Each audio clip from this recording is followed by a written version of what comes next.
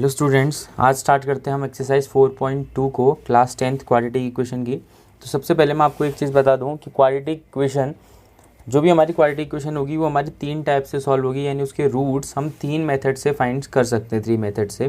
पहली मेथड है factorisation method, जो हम क्लास 9th में भी पढ़ चुके हैं, जिसको हम चैप्टर 2 पॉलिनोमियल में भी थोड़ा बहुत समझ चुके हैं। दूसरी मेथड आती है कंप्लीटिंग द स्क्वायर, और थर्ड मेथड आती है हमारे पास क्वाड्रेटिक फार्मूला। ठीक है, तो फर्स्ट मेथड के क्वेश्चन आज हमारी इस एक्सरसाइज में मिलेंगे हमें 4.2 पे, जो हमारे बेस्ड रहेंगे फैक्टराइजेशन मेथड पे। तो फैक्टराइजेशन मेथड क्या होती है एक बार हम फिर से पढ़ने वाले हैं। वैसे हमने चैप्टर 2 में इससे रिलेटेड क्वेश्चंस को क्या सॉल्व किया हुआ है। ठीक है, तो एक बार मैं फिर से एक चीज़ समझाता हूँ। देखो, कोई भी क्वाड्रेटिक इक्वेशन है वो होती है ax² plus bx plus c equals to 0 के फॉर्म में। तो मैंने आपसे पहले भी बोला हुआ है, जितनी भी किसी पॉलिनोमियल की क्या होगी, डिग्री होगी। कितनी है डिग्री? यहाँ पे डिग्री हमारे पास 2 है। अगर इसकी डिग्री 2 है तो इसके रूट्स भी उतने ही आएंगे, यानी इसके रूट्स भी कितने आएंगे हमारे पास? 2 आएंगे। तो कोई भी क्वाड्रेटिक इक्वेशन है, उस क्वाड्रेटिक इक्वेशन के हमारे पास नंबर ऑफ रूट्स कितने होंगे, नंबर ऑफ जीरोस कितने होंगे? 2 होंगे। ठीक है, तो आते हैं फर्स्ट क्वेश्चन पे। देखो, फर्स्ट क्वेश्चन का फर्स्ट पार्ट है। फर्स्ट पार्ट क्या है? देखो, x² minus 3x minus 10 equals to 0।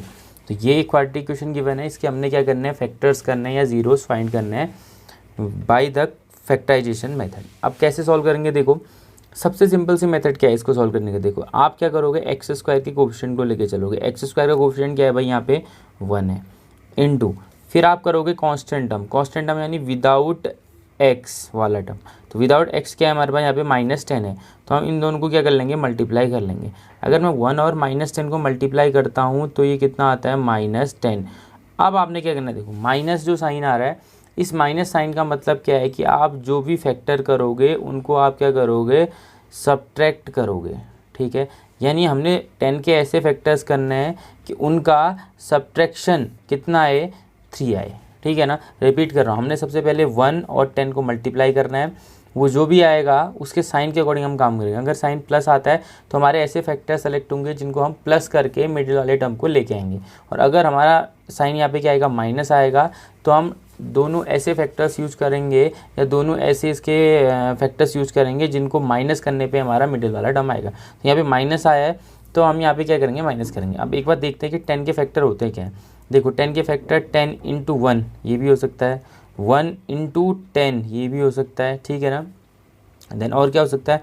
2 into 5 भी हो सकता है, और 5 इंटू 2 भी हो सकता है। देखो, अब माइनस करना है, मैंने बोला यहाँ पे माइनस का साइन है तो हमने माइनस ही करना है। क्या 10 माइनस 1 3 होता है? नहीं होता है। क्या 1 माइनस 10 3 होता है? बिल्कुल नहीं होता है। क्या 5 माइनस 2 10 होता है? बिल्कुल हाँ। 5 में से अगर हम 2 को माइनस करेंगे तो यहाँ पे कितना आ जाएगा? 3 आएगा। तो यानी इस 3 के प्लेस में हम क्या लिख सकते हैं? 5 माइनस 2 लिख सकते हैं। तो यहाँ पे स्टार्ट करते हैं, हम क्या करेंगे? देखो, x² माइनस को बाहर रहने दो, इस 3 के प्लेस में क्या लिखूंगा बोला मैंने? 5 माइनस 2। देखो, 5 और 2 को माइनस करूंगा तो क्या आना है? 3 आना है। बाहर से सिंबल क्या है हमारा? माइनस ही है, और साथ में x और साथ में -10 इक्वल टू 0। देन हम इसको करते हैं multiply, x² minus 5 into x minus 5x, minus into minus ये हो जाएगा प्लस, ये 2 इंटू एक्स कितना हो जाएगा? 2x, और -10 इक्वल टू 0। फर्स्ट के जो 2 टर्म आ रहे हैं हमारे, उनमें से हम क्या ले लेंगे? कॉमन ले लेंगे, जो भी हमारे पास कॉमन आ रहा है। देखो, x² और -5x में कॉमन क्या आ रहा है? x² और -5x में कॉमन आएगा हमारा x। तो x कॉमन आने के बाद यहाँ बन जाएगा x, और यहाँ पे माइनस कितना आ जाएगा? 5, प्लस 2x और -10 में कॉमन क्या आएगा? 2 कॉमन आएगा, तो यहाँ पे x माइनस कितना बन जाएगा? 5, और इक्वल्स टू में ये कितना हो जाएगा? 0। तो यहाँ से वैल्यू क्या आ गई? देखो, एक आ गई x प्लस 2, और एक क्या हो जाएगी हमारे पास? x माइनस 5, और इक्वल्स में कितना आ जाना है? 0। तो वैल्यू क्या आ गई? x प्लस 2 और x माइनस 2। यहाँ पे हमारे पास 2 फैक्टर्स आ गए। अब समझना आपने, देखो ये एक टर्म है और एक दूसरा टर्म है, 2 टर्म्स का प्रोडक्ट कितना आ रहा है? 0 आ रहा है। तो कब 0 आता है? 2 टर्म्स का प्रोडक्ट कब 0 आता है? या तो हमारे पास x प्लस 2 इक्वल्स टू क्या मिले? 0 मिले, और या हमारे पास x माइनस 5 क्या मिले? 0 मिले। अगर x प्लस 2 हमारा 0 होगा, that means x equals to -2। तो यहाँ पे x की एक वैल्यू आ गई हमारे पास, वो क्या है? -2। और if x minus 5 equals to 0 then x equals to 5। तो ये x की दूसरी वैल्यू आ गई, वो कितनी आ गई है 5।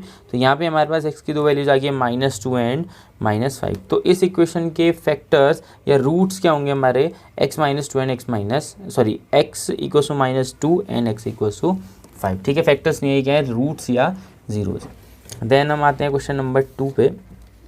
तो इसके आते हैं हम सेकंड पार्ट पे। सेकंड पार्ट क्या है, देखो हमारे पास सेकंड पार्ट है 2x² + x -6 = 0। देखो जैसे जैसे मैंने आपको बताया वैसे वैसे सॉल्व करते हैं।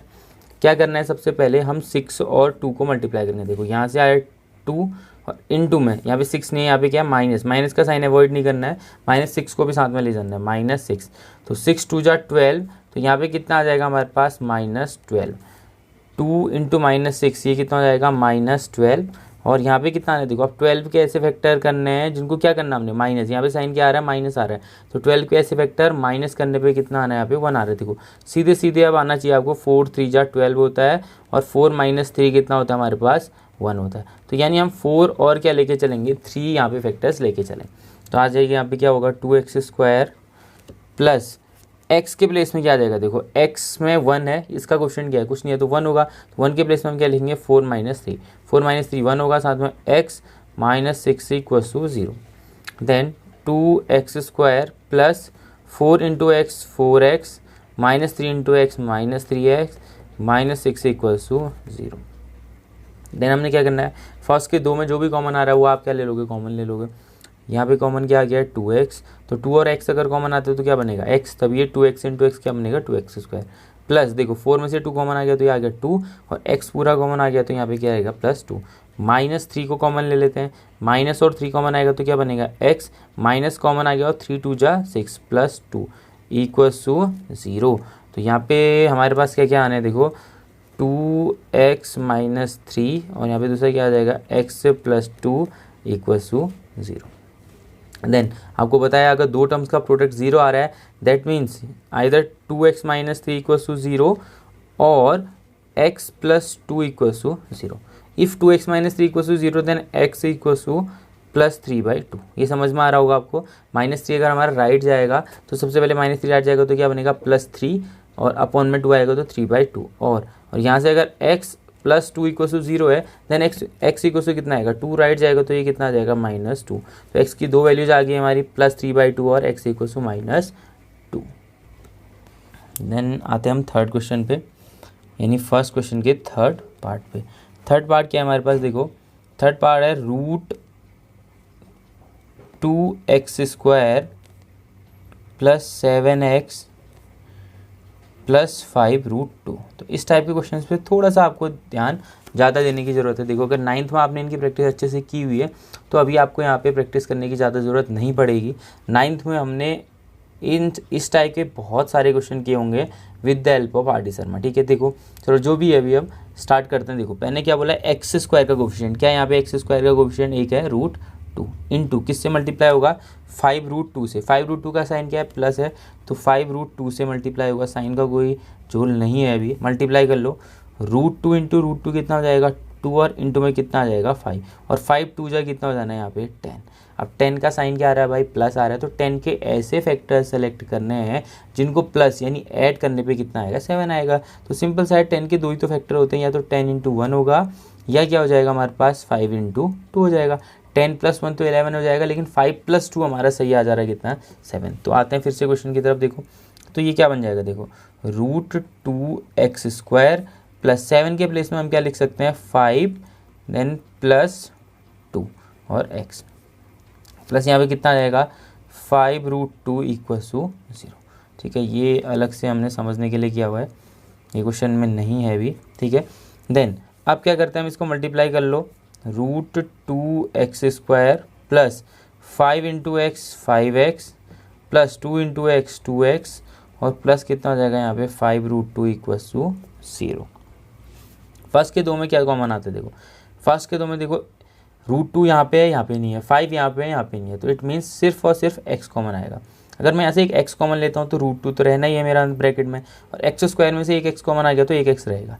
x कॉमन आ गया तो यहाँ पे क्या आ जाएगा +5 प्लस। अब आते हैं इन दोनों टर्म्स में, इन दोनों टर्म्स में क्या कॉमन आ रहा है, देखो x इस टर्म में नहीं है तो x तो आने से रहा, अब 2 है, 2 मीन्स क्या होता है, देखो 2 को आप समझो, 2 क्या होता है, √2 इंटू √2, यानी इस 2 के अंदर हमारे 2 √2 छिपे हुए हैं।